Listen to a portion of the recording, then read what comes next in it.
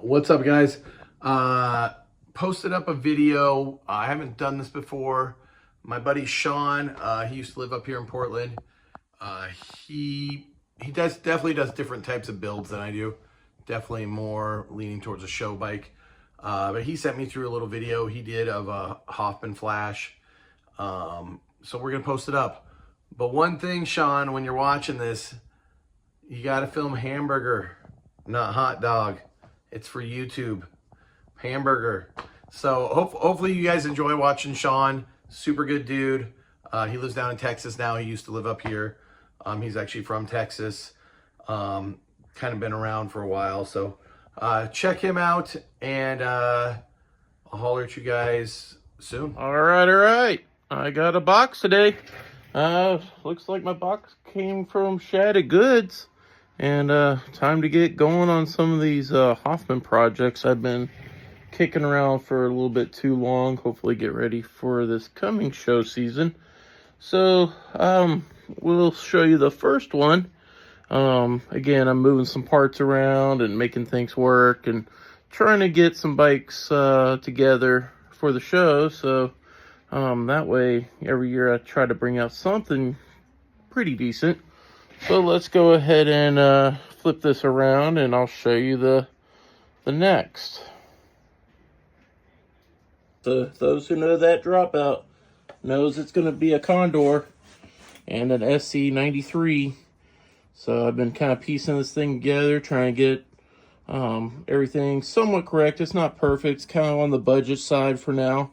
But I figured get it rolling, get it looking right, and it's going to go to powder coat and everything and get all finished up and hopefully be looking the part, at least. And then as time goes on, I'll upgrade some stuff. And it'll look better and better as time goes on. But today I will be doing stuff with my Flash here. So this came out last show season, and just trying to get it together. Trying to upgrade some stuff, doing a bunch of profile bits. Got the cranks there with the sprocket, got the stem going on there. It's kind of dirty because it's been hanging up for a while, but Thompson post, SGG, it's pretty legit. So to the point, I guess. Let's get the unboxing going. All right, here's the box came in. There it is. You can read my address if you really care to, but if you want to hang out with me, cool. If not, I don't care. So let's go ahead and cut this bad boy open. See what all's in store here. So, sorry for the bad camera work. I don't do this on the regular. So, crack this bad boy open. And shout outs to Snotty for helping out with some of this stuff too. Snotty kind of Shad's second-hand man there, so he doesn't get the credit due sometimes. He lives kind of off the radar for a lot of people, so don't blame him. Oh shit, I got a let's see, Haro Master, I don't know what all that's about. Okay, so anyways, let's crack this bad boy open. So, of course, got some profile stuff coming out. So, got a standard catalog. I just got the BMX Museum one, but I don't know. This one might give a run for its money here. It's got a, oh yeah, gotta love the tables. Let's see what else. Oh shit, more tables. I mean, shit, if it's a calendar of all tables, you got me. So yeah, good stuff there. So all right, well, let's kick that off to the side. So make sure there's nothing floating in these bags here. Just toss that off to the side. Toss that off to the side. Oh shit, got more stickers in there. Toss it off to the side. So again, make sure, you never know. All right, that's all out of the way. So I'm pretty peppered with stickers here. Thanks again. I mean, even at 44 years old, I'll still take stickers all day long. I got a good Snakebite sticker there. So, got a bunch of other stuff. BMX Museum. Shout out to Gary. Gary's a awesome dude. So, all these dudes are Portland guys, and I was a Portland guy for a while, and yeah, I miss it. Miss the Portland. So, geez, I got a bunch of stickers hiding underneath here. All right, let's kick these off to the side. So, all right, so let's see what all we got here. Of course, spokes. Spokes right there. Got some rims. Got some pretty iconic rims here. So let's see. I'm sure a lot of people already know what these are. So let's crack these bad boys open. Sorry for the shaky camera there. Okay. Well, regardless, if I can ever unwrap this thing, I might just have to unwrap it off the camera because it's pretty wrapped up, pretty well packed. So there's a Sun Rhino-Lite, and you got to have two of them to make a wheel set. And of course, these magical boxes that everybody loves. Oh shit, got some big old profile stickers. That's a cool one. I don't even think I've seen the American flag one. So again, break out the old knife again. What's that? Made in Portland? Yep. Again.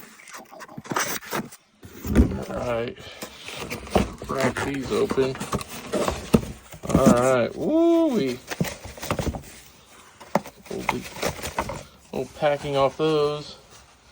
Those are crispy. So I'm going to go ahead. It sounds crazy, but I did work for Chris King for a while, and I'm going to polish these even a little bit more to give them more pop. It's just I'm OCD, ADD, OCD, all that above. You name a bad genetic, I got it.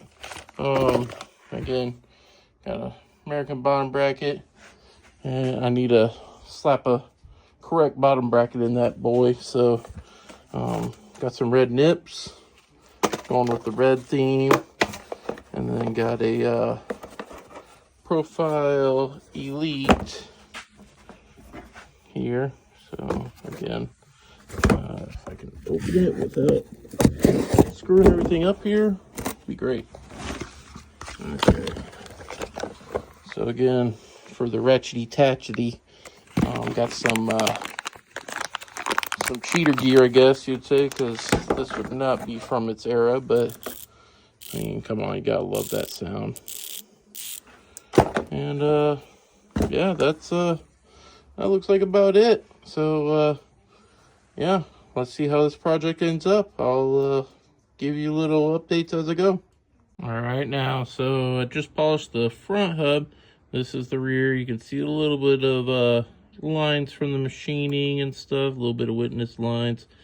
Not really too crazy, but yeah, again, yeah, I mean, they probably really need to be sanded down to really get some of these lines off, but yeah, I'm gonna go ahead and just roll with it. I'm gonna do the old thing where you dot the little holes here with some red nail polish there, and yeah, I'll give you a shot whenever I show you. All right, got them all painted up. Gotta let them dry, get some of these other parts on and prepped, and I'll get at you in a second. All right, got a Profile Racing American bottom bracket kit with the hop-up spacers and all that stuff. Of course, profile, everything's gonna be profile.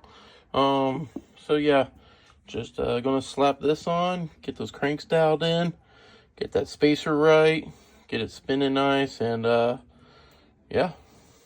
All right, getting it all cleaned up. Did a little bit extra polish on these guys. And one thing I want to mention is center spacers.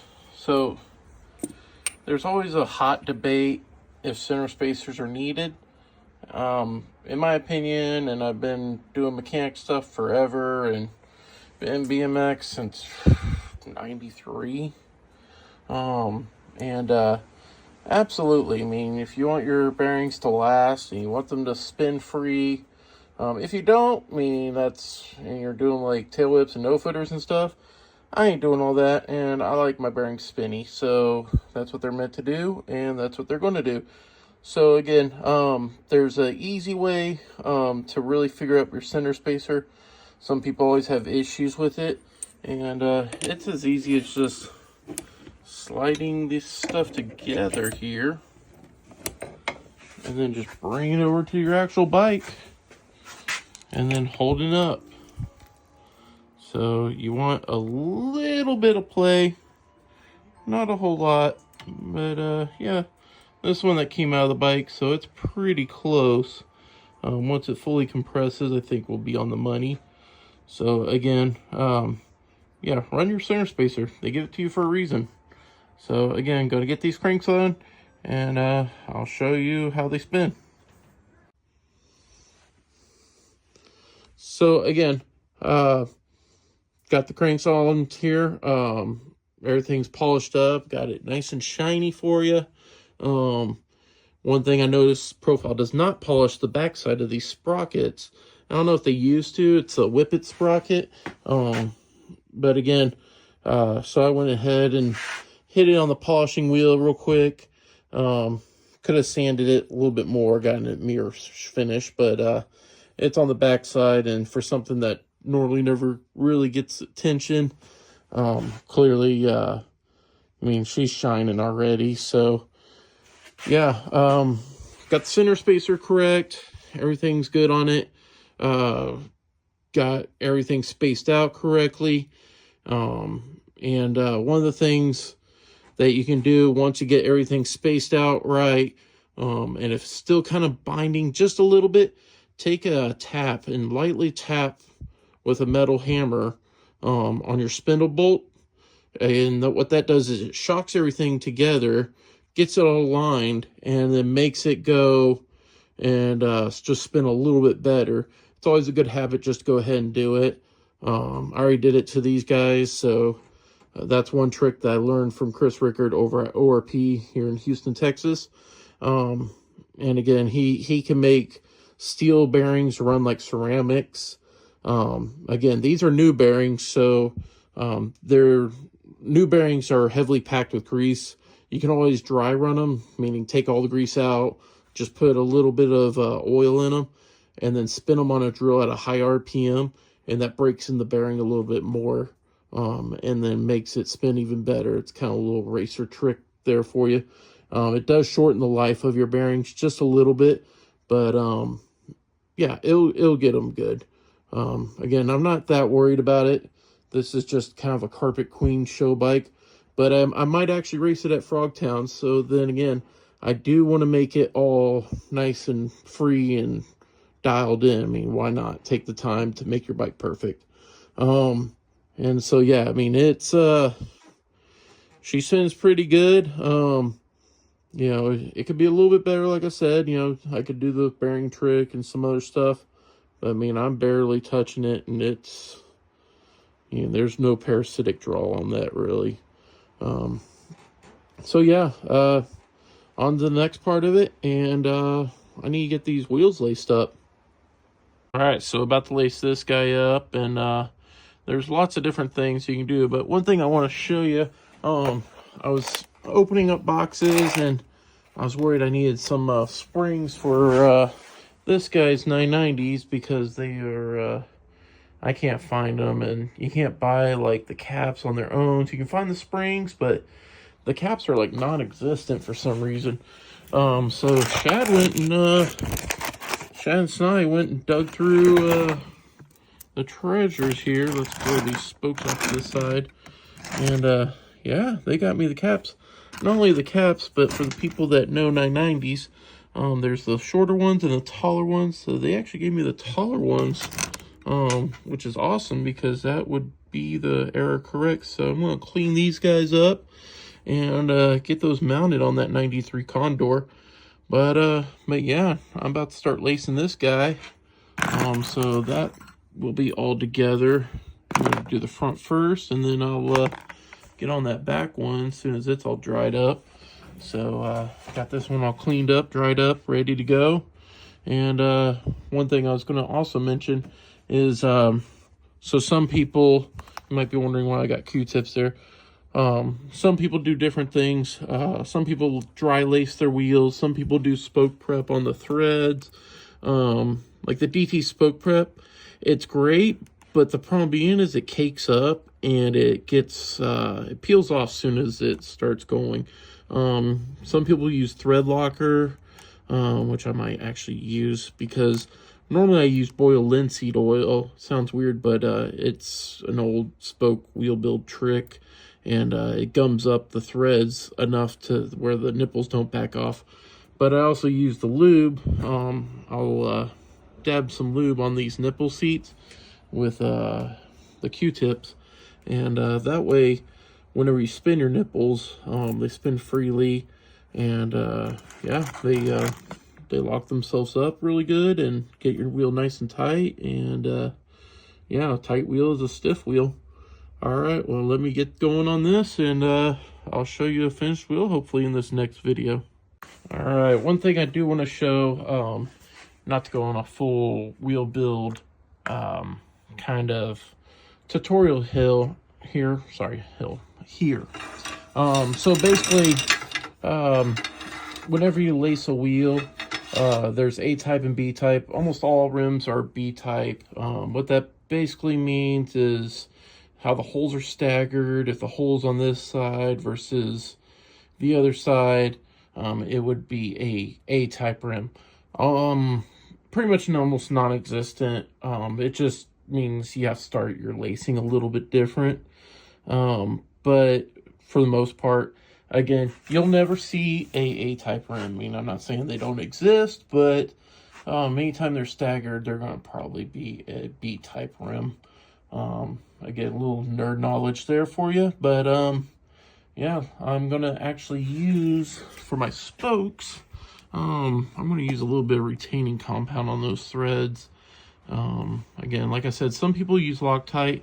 I'm not a big fan of Loctite unless I really don't want the spokes to move, because Loctite is Loctite, and once it's on there, especially red, it does not like to come off.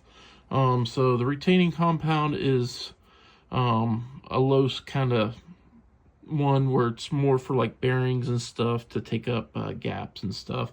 So that's basically what I'm trying to do, is any kind of looseness in the threads. I'm going to use this stuff. Got it in a little thing right there, ready to go. So yeah, I'm going to lace these up, kind of show you a start of it. And yeah, let's see here. So, you know, you're going to basically just start, again, you know, take your thread, give it a dip. You don't want a whole lot, just enough. And that's, you can't really see it, but again, there's heads in, heads out. You're going to wonder which way you start. Go heads in. So you're going to, it's kind of hard doing this one-handed. So normally I like to hold the hub. And again, you're going to go every other one all the way around. Get that all done. And then when you get to the other side, this is where the B-type and A-type stuff start. Holes are never straight on. Again, they're always staggered, and they're staggered for a reason. A-type and B-type, and yeah, it's just how wheels are made. Funny story is, whenever I worked at Chris King, we had the anniversary hubs, those green anniversary hubs going out, and unfortunately, the first little run of them, out of like the first batch, the machinist actually drilled them straight on, and we scrapped the whole first batch. The scrap rate was crazy at Chris King. It was, I mean, after you cut down a hub and everything else and all that, and then any kind of mistakes or, you know, all sorts of parameters that they're super strict on there that don't even actually, you know, in my opinion, matter. But again, you know, it's their company and they can run it however they want. So yeah, that's why they're like that. Again, you know, they're a little bit off because the A-type and B-type deal. But yeah, let me get this started, and I'll show you about halfway through before I lace the outer ones. There's a spot where I turn the hub and I get it all lined up, so I'll let you know when I get there. All right, so on to the next part. Again, like I said, they're not straight on, so you're going to look, if you see to the left of that right there, that's where I'm going to load my next spoke. I'm going to do the same thing where I space them all one apart. They're all going to be heads out. So I'm going to flip this thing around and load them, and yeah, I'll show you where we end up, and then I'm going to start loading it into the rim after that. I'll show you some little tips and tricks on that. So yeah. Alright, got all the spokes loaded. The rim's all greased up. Got those nipple seats greasy. One thing that I'm going to do, and I'll show you in the next little clip here. So you know, you got your label, and then you got, you know, of course, your hole for your valve. You want to line up your logo there through your hole. It's kind of a little detail that a lot of people don't do. And then of course you want your label matching the other side. You don't want to lace one wheel and then realize that either your logo on your hub's backwards or your rim's backwards. Doesn't affect the performance, but as far as aesthetics and professionality, you do want to be cautious of that. So check out your back hub. See which way your logo goes, so that way you know which way you have to set it. And from the looks of it, Profile sets theirs technically, I guess, backwards, so you see it going forward. You know, you got your drive side, non-drive side, and then so yeah, that logo should be facing backwards. You want to see the label facing to the drive side. So orientation wise, this rim is actually correct right now. So yeah, we just need to match that. So yeah, next video. All right, so we got the rim to this point. Again, half the spokes are loaded. Again, got the when we're gonna turn this hub, and when we turn this, that logo should line up. Be kind of hard to see but it's there. And then whenever we turn it too, we're going to start loading our other spokes, go the other way. This is the best way to do it, in my opinion, to lace a wheel. Reason being is you cause less stress to the spokes. Some people really like to twist their spokes in, and they do it like static without turning the hub and stuff like that. And to me, you know, you're bending on your spokes. Probably doesn't really affect them too much, but again, this is the easy way, in my opinion. So that way it all goes together smoothly, and you're not stressing your spokes out, and it kind of takes a lot of the guesswork out. So yeah, you just turn it backwards. So, you know, all these spokes are going to go kind of against the wheel spin. I lace my wheels where all the heads are in, that are what's called the pulling spokes. And you'll see that on the next video. All right, now we're here. So we got pretty much almost a wheel. We just got to load these spokes on the outside there. But this will give you your idea of where you should be. You know, you'll see that all these spokes are in threes. You got your one pulling the opposite way and the two next to it. So again, just to load the next side. If your wheel doesn't look like this, then stop what you're doing, figure out what you did, because if you go any further, then yeah, you're going to figure it out in the end, and a lot of undoing. And again, got that logo lined up right there, if it will ever focus. But yeah, so if you go and look, there's your logo. So yeah, let's finish lacing this wheel, and then we'll be showing you the tensioning and truing and all that stuff, and that way it's gonna be a full wheel. That way I'll get on the next one, and hopefully I'll get these wheels on the bike tonight. All right, I got this wheel laced up. She's ready to go. She's fully tensioned, fully trued. Yeah, spins good. And then yeah, if you look again, that's lining up. So that's good. And yeah, she's looking the part. So I'm going to throw a rim strip on here and get it mounted and get on that back one. All right, so I went ahead and jumped ahead and just kind of wrapped it up real quick. Yeah, I mean, these wheels are dialed. I mean, look at that. And that's pretty sick looking. And again, I did all profile, got the profile stem, got a little custom stem cap there. Misfits fan myself, so when I saw that pad set, it kind of matched the bike, and I was like, yep. So anyways, got it all dialed.